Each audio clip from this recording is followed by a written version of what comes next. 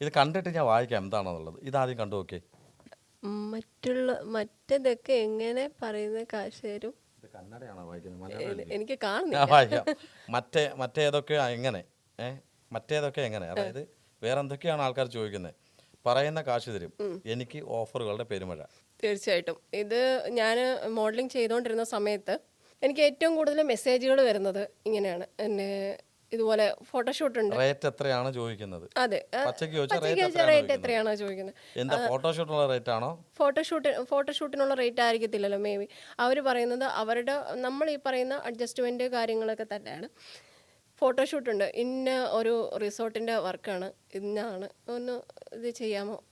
നമ്മൾ നമുക്ക് ജെന്യുവൻലി ഒരു വർക്ക് വന്നു, നമ്മൾ ഈ വർക്ക് ചെയ്യാം എന്ന് വിചാരിച്ച് നമ്മൾ സംസാരിച്ച് വരുമ്പോഴേക്കും ലാസ്റ്റ് ഇവരുടെ ചോദ്യം വരുന്നത് ഇതാണ്. അത് പിന്നെ എങ്ങനാ നമ്മുടെ കാര്യങ്ങളൊക്കെ എങ്ങനാ? സ്വാഭാവികമായിട്ടും നമ്മളപ്പോൾ തിരിച്ചു ചോദിക്കുക, എന്താണ് നിങ്ങൾ ഉദ്ദേശിക്കുന്നത്, എന്താണ് അത്? നമ്മൾ ഇത്രയും വലിയ വർക്കൊക്കെ തരുമ്പോൾ നമ്മളെയും കൂടെ ഒന്ന് പരിഗണിച്ചുകൂടെ? എങ്ങനെയാ അതിനും കൂടെ ചേർത്ത് വേണം നമ്മൾ പേയ്മെൻ്റൊക്കെ കറക്റ്റ് ചെയ്ത് തരാം. അങ്ങനെ വന്നിട്ടുള്ള ഒരു എന്താ പറയുക ഓഫർ എന്ന് പറഞ്ഞു കഴിഞ്ഞാൽ ഒരുപാടെന്ന് വെച്ചാൽ ഒരുപാട് ഓഫേഴ്സ് വന്നിട്ടുണ്ട്.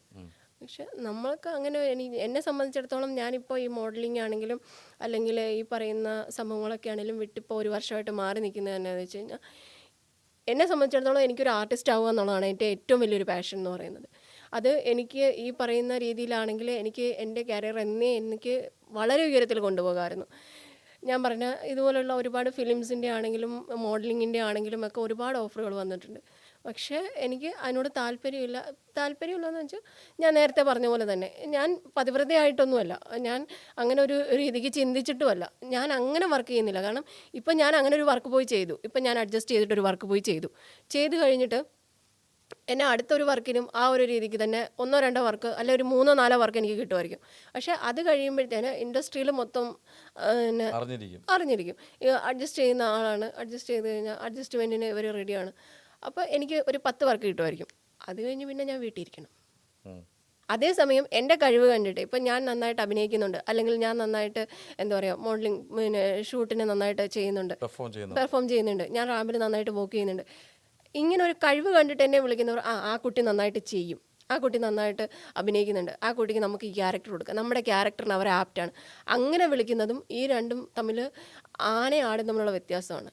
നമുക്ക് വീണ്ടും നമുക്ക് ഓപ്പർച്യൂണിറ്റീസ് കിട്ടണമെന്നുണ്ടെങ്കിലോ അല്ലെങ്കിൽ വീണ്ടും നമുക്ക് നമ്മുടെ ഇൻഡസ്ട്രിയിൽ നിൽക്കണമെന്നുണ്ടെങ്കിലോ നമ്മൾ ഉദ്ദേശിക്കുന്ന രീതിയിൽ നമ്മൾ എത്തണമെന്നുണ്ടെങ്കിലോ നമ്മുടെ കഴിവ് തന്നെ കൊണ്ടേ പറ്റത്തുള്ളൂ. ഒരിക്കലും നമുക്ക് ഈ അഡ്ജസ്റ്റ്മെൻറ്റ് കൊണ്ട് പറ്റത്തില്ല. നമുക്ക് അഡ്ജസ്റ്റ്മെൻറ്റ് കൊണ്ട് കിട്ടും, കുറേ കാശ് കിട്ടും, കുറേ ചാൻസ് കിട്ടും. അതല്ലാതെ നമുക്ക് കഴിവില്ലെങ്കിൽ നമ്മളെപ്പോഴും ഈ അഡ്ജസ്റ്റ്മെൻറ്റ് കിട്ടുന്ന അഭിനയങ്ങൾ ലാസ്റ്റ് ചെയ്യൂ? ഒരിക്കലും ലാസ്റ്റ് ചെയ്യത്തില്ല. അത് തന്നെയല്ല ഞാൻ പറഞ്ഞത്. കൂടിപ്പോയ ഒരു 10 വർക്ക് അല്ലെ ഒരു 15 വർക്ക്, അതിൽ കൂടുതൽ നമുക്ക് ചെയ്യാൻ പറ്റത്തില്ല. അപ്പം ഇടയ്ക്ക് നമ്മൾ ക്യാമറ ഓൺ ആവുന്നതിന് മുമ്പ് ബിഹൈൻഡ് ദ ക്യാമറ സംസാരിച്ച് ഏതൊരു ചാനലിനെ കുറിച്ച് സംസാരിക്കണം. അതെന്താണ് സംഭവം? ആക്ച്വലി എൻ്റെ ഒരു സ്പീച്ചിന് വേണ്ടിയിട്ട് ഒരു സ്പീച്ച് അല്ലെങ്കിൽ ഒരു ഇൻ്റർവ്യൂ പോലെ ചെയ്യുന്ന ഒരു സംഭവം, ഇന്ത്യയിലെ തന്നെ പ്രമുഖ ഒരു ചാനൽ എന്നെ ഒരു സ്പീച്ചിന് വേണ്ടി വിളിച്ചു. നമ്മളവിടെ ചെന്നു. നമ്മളിപ്പോൾ സാറ്റലൈറ്റ് ചാനലാണോ? ഈ നമ്മുടെ ഓൺലൈൻ ചാനലാണ്. അപ്പോൾ ഒരുപാട് ഫോളോവേഴ്സുള്ള ഒരുപാട് വലിയ ചാനലാണ്. ചാനലിൻ്റെ പേര് ഞാനിവിടെ മെൻഷൻ ചെയ്യുന്നില്ല. എന്നെ വിളിച്ചു. ഞാനിത് ഒരുപാട് ഇതുപോലെയുള്ള ചാനലുകൾക്കുള്ള ഒരു റിക്വസ്റ്റാണ് സത്യം പറഞ്ഞു കഴിഞ്ഞാൽ. നമ്മൾ ഒരു ഇൻ്റർവ്യൂവിന് വരുമ്പോൾ ഞാനിപ്പോൾ ഇൻ്റർവ്യൂവിന് വരുമ്പോൾ എനിക്കൊരു കോസ്റ്റ്യൂം എടുക്കണം, ഞാൻ മേക്കപ്പ് ചെയ്യണം, ഞാൻ അവിടെ നിന്ന് ട്രാവലിംഗ് ചെയ്ത് വരണം. അപ്പോൾ അങ്ങനെയുള്ള കുറേ സംഭവങ്ങളുണ്ട്. ഞാൻ അവിടെ ചെന്നു, അവർക്ക് വേണ്ടിയിട്ട് ഞാൻ സ്പീച്ച് കൊടുത്തു, ഞാൻ അതെല്ലാം ചെയ്ത് എനിക്ക് തോന്നുന്നു സ്പീച്ചിന് വേണ്ടിയിട്ട്. അപ്പോൾ അവിടെ ചെന്ന് അതെല്ലാം ചെയ്ത് അവർ ഒരു മണിക്കൂർ നമ്മുടെ സ്പീച്ച് നമ്മൾ പിന്നെ സ്പീച്ച് ചെയ്തു എല്ലാം കഴിഞ്ഞ് എനിക്ക് തോന്നുന്നു അവിടെ വെയിറ്റ് ചെയ്തു. അവിടെ ഒരു 3-4 മണിക്കൂർ വെയിറ്റ് ചെയ്തിട്ടാണ് അവിടെ നമ്മൾ സ്പീച്ചിന് തന്നെ കുറയത്. അങ്ങനെ എല്ലാം ചെയ്ത് കഴിഞ്ഞിട്ട് നമ്മൾ അവരോട് ഔട്ട് ചോദിക്കുമ്പോൾ അവർ ചെറിയ പ്രശ്നങ്ങൾ പറഞ്ഞിട്ട് അവർ പറയണം അത് അങ്ങനെ ചെയ്യാൻ പറ്റില്ല, അതിങ്ങനെ ചെയ്യാൻ പറ്റില്ല എന്ന് പറഞ്ഞ് നമ്മൾ ഒഴിവാക്കുന്ന ഒരു രീതി. അതായത് ഇപ്പോൾ എനിക്കത് ഇവിടെ തുറന്ന് പറയാൻ തോന്നിയത് എന്തുകൊണ്ടാണെന്ന് വെച്ച് കഴിഞ്ഞാൽ, നമ്മൾ ഒരുപാട് സ്ട്രഗിൾ ചെയ്ത് വന്നിട്ടുള്ള ആൾക്കാരാണ്. അപ്പോൾ നമുക്ക് ഒരു ഓപ്പർച്യൂണിറ്റി എന്ന് പറയുമ്പോൾ നമുക്ക് ഇതുപോലെയുള്ള ഒരു പ്ലാറ്റ്ഫോം കിട്ടുക എന്നുള്ളത് പറയുന്നത് എന്നെ സംബന്ധിച്ചിടത്തോളം ഞാൻ വീട്ടിലൊരു ചുമ്മാ ഇരിക്കുന്ന ഒരാളാണെങ്കിൽ എനിക്ക് യാതൊരു കുഴപ്പമില്ല. പക്ഷേ ഞാൻ ഇങ്ങനെ എനിക്ക് ഓഫേഴ്സ് വേണം, എനിക്ക് ഓപ്പർച്യൂണിറ്റീസ് വേണം, എന്നെ 4 പേര് അറിയണം എന്നുണ്ടെങ്കിൽ എനിക്ക് ഇതുപോലെയുള്ള പ്ലാറ്റ്ഫോംസ് കിട്ടണം.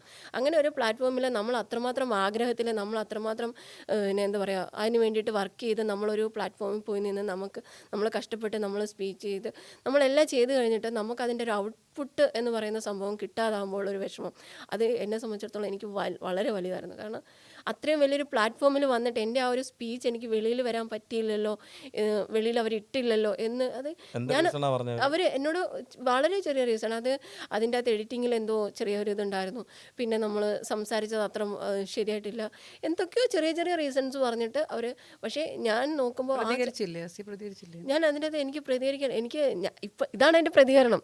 കാരണം എനിക്കൊരു പ്ലാറ്റ്ഫോം വേണ്ടേ, എനിക്കൊരു പ്ലാറ്റ്ഫോം വേണ്ടേ. പ്ലാറ്റ്ഫോം തന്നിരിക്കുകയാണ്, ചാനൽ ഏതാ ധൈര്യമായിട്ട് പറയാം. അല്ല അവര് പൈസ ചീറ്റ് ചെയ്യുന്നല്ലോ, അവർ ഔട്ട് ഇറക്കിയില്ല. അപ്പൊ ആ ചാനൽ ജോഷ് ടോക്ക് ആണ്. ഞാൻ എന്നെക്കാട്ടിയും വളരെ മോശമായിട്ട് സംസാരിച്ച് എൻ്റെ ഇൻ്റർവ്യൂസിനെക്കാട്ടി എൻ്റെ ഇതിനെക്കാട്ടി സ്പീച്ചിനെക്കാട്ടിയും വളരെ മോശമായിട്ട് ഒരു കണ്ടൻറ്റും ഇല്ലാത്ത പല സ്പീച്ചുകളും അതിൻ്റെ അകത്ത് ഇട്ടിട്ടുണ്ട്. പക്ഷേ ഞാൻ എൻ്റെ സ്ട്രഗിളിങ്സ് പറഞ്ഞിട്ടുണ്ട്, ഞാൻ കയറി വന്ന രീതി പറഞ്ഞിട്ടുണ്ട്, ഞാൻ അനുഭവിച്ച ദുരിതങ്ങൾ പറഞ്ഞിട്ടുണ്ട്, ഞാൻ ഇതിൻ്റെ അകത്ത് എന്തെല്ലാം രീതിയിലാണ് ഞാൻ ഇത് ചെയ്തിട്ടുള്ള. എനിക്ക് തോന്നുന്നു ഞാൻ ഇവിടെ പറയാത്ത പല കാര്യങ്ങളും കൂടി ഞാൻ ആ സ്പീച്ചിൻ്റെ അകത്ത് ഞാൻ ഓൾമോസ്റ്റ് ഞാൻ എന്താ പറയുക ഒരു ക്രൈം ഫീൽഡിൽ വരെ എത്തിയിട്ടുള്ള ഒരു സംഭവങ്ങൾ വരെ ഞാൻ അതിൻ്റെ അകത്ത് പറഞ്ഞിട്ടുണ്ട്. പക്ഷേ ആ ഒരു സ്പീച്ച് അവർ ഇടാതായപ്പോൾ എനിക്ക് ഭയങ്കര വിഷമമായി. അത് എനിക്ക് ഇനിയും വരുന്ന ഒരുപാട് ബിഗിനേഴ്സ് ഉണ്ടല്ലോ, ഇപ്പോൾ വരുന്ന ഓരോ കുട്ടികളും വരുന്നത് അവർക്കൊരു പ്ലാറ്റ്ഫോം കിട്ടുമ്പോൾ അവർ അത്രമാത്രം ആഗ്രഹത്തോടെ വരുന്നതാണ്, അത്രമാത്രം എന്താ പറയുക അവർക്ക് എന്തെങ്കിലും ആയിത്തീരണം എന്നുള്ള ഒരു ആഗ്രഹത്തിലായിരിക്കും ഓരോ പ്ലാറ്റ്ഫോം. ഇപ്പം ഞാനിവിടെ വന്ന് ഇൻ്റർവ്യൂ വരുന്നു, എൻ്റെ ഇൻ്റർവ്യൂ ഒരു 100 പേര് അല്ല ഒരു 1000 പേര് ഒരു ലക്ഷം പേര് കണ്ടു കഴിഞ്ഞാൽ എന്നെ ആ 1 ലക്ഷം പേര് അറിയപ്പെടുകയാണ്. നിങ്ങൾക്ക് വെറും ഒരു ഇൻ്റർവ്യൂ ആയിരിക്കും ഇത്, പക്ഷേ എന്നെ സംബന്ധിച്ചിടത്തോളം ഇതെൻ്റെ ക്യാരിയറിൻ്റെ ഒരു ചവിട്ടുപടിയാണ്. അപ്പോൾ എന്നെ ഈ 100 പേരല്ലേ 1 ലക്ഷം പേര് എന്നെ അറിയപ്പെടും, അവരിലേക്ക് ഞാൻ എത്തുമ്പോൾ അതെന്നെ എന്താ പറയുക കുറച്ചുകൂടെ വൈഡാക്കി ഞാനെന്നൊരു 1 ലക്ഷം പേര് ഞങ്ങളെ അറിയൂ. അന്നേരം ഇപ്പൊ ഇതുപോലെയുള്ള ആളുകളെ ഉയർത്തിക്കൊണ്ടുവരിക എന്നുള്ള നമ്മുടെ റെസ്പോൺസിബിലിറ്റി. അപ്പം അത് അങ്ങനെയുള്ള കുട്ടികളെ ഒരു എന്താ പറയാ ഒരിക്കലും താഴ്ത്തി കളയരുതെന്നാണ്. ഇടയ്ക്കൊരു ചോദ്യം ചോദിച്ചോട്ടെ, ഇനിയെങ്കിലും അവരിറക്കാഞ്ഞതിനകത്ത് ഈ പറഞ്ഞ കാരണമുള്ള മറ്റേതെങ്കിലും ഈ പിന്നിൽ എന്തെങ്കിലും കഥകളുണ്ടോ? എനിക്ക് അതിനെപ്പറ്റി ആഗ്രഹിച്ചിരുന്നവര് എനിക്കൊന്നും എനിക്കറിയില്ല. എനിക്കറിയില്ല. അതിന് ഞാൻ അവരോട് ഞാൻ സംസാരിച്ചിടത്തോളം എന്നെ ബന്ധപ്പെട്ട ആളോട് ഞാൻ സംസാരിച്ചപ്പോൾ പുള്ളി വളരെ സില്ലി ആയിട്ടുള്ള റീസൺസ് പറഞ്ഞിട്ടാണ് പുള്ളി എൻ്റെ ഇന്റർവ്യൂ വെളിയിൽ ഇറങ്ങുന്നില്ല എന്തോ പറഞ്ഞല്ലോ, ക്രൈമിന്റെ കാര്യമൊക്കെ പറഞ്ഞല്ലോ അല്ലേ? അതൊക്കെ അങ്ങനെ വല്ലതും എന്തൊരു ക്രൈമല്ല ക്രൈയിങ് അവസ്ഥ വരെ വന്നിട്ടുണ്ട്. കിളി പോയിരിക്കുക, അതായത് പ്രാങ്ക് കിട്ടിയോണ്ട്